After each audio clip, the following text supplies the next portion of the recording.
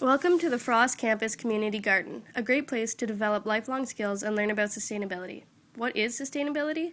Well, my understanding of the word currently encompasses three main areas, which include the environmental, social, and economical sectors.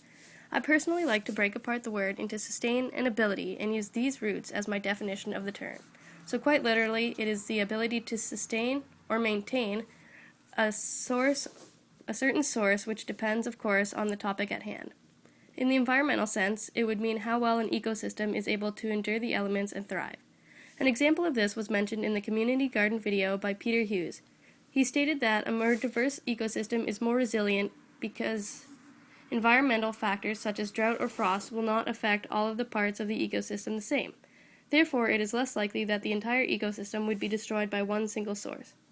Economic sustainability refers more to the way humans utilize finite resources. Whenever there is a demand for a certain good, we must first look at how much of this resource we currently have and how long it takes to regenerate said resource before we know how much of it we can harvest.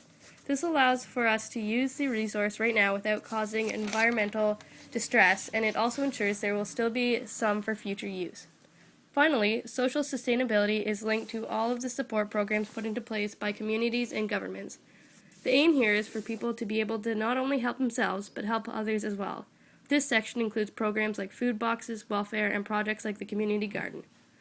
The community garden really is an excellent example of social sustainability because not only does it provide important nourishment to those who need it, but it also provides hands-on learning and skill building that translate into necessary employment skills. It really is an upward cycle. We have an impoverished person coming to the garden to feed themselves and their family. But along the way of growing the food, they continually learn new skills and make connections in the community they may otherwise have never had the opportunity to make. These skills and connections made will potentially give them an advantage in the workplace, helping them to find or improve their current employment condition and move them out of poverty.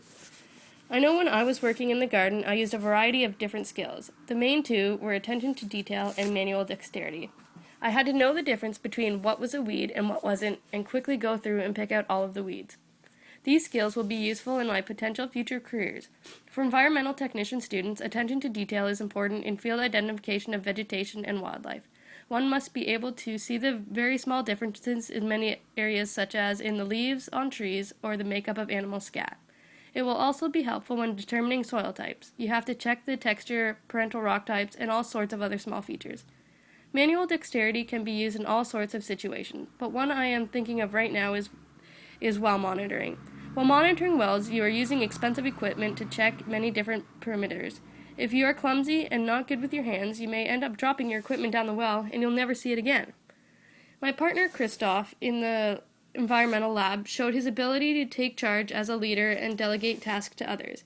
A few students showed up late and all of the instructors were busy. So Christoph quickly relayed the information given to us and helped them find a task to complete.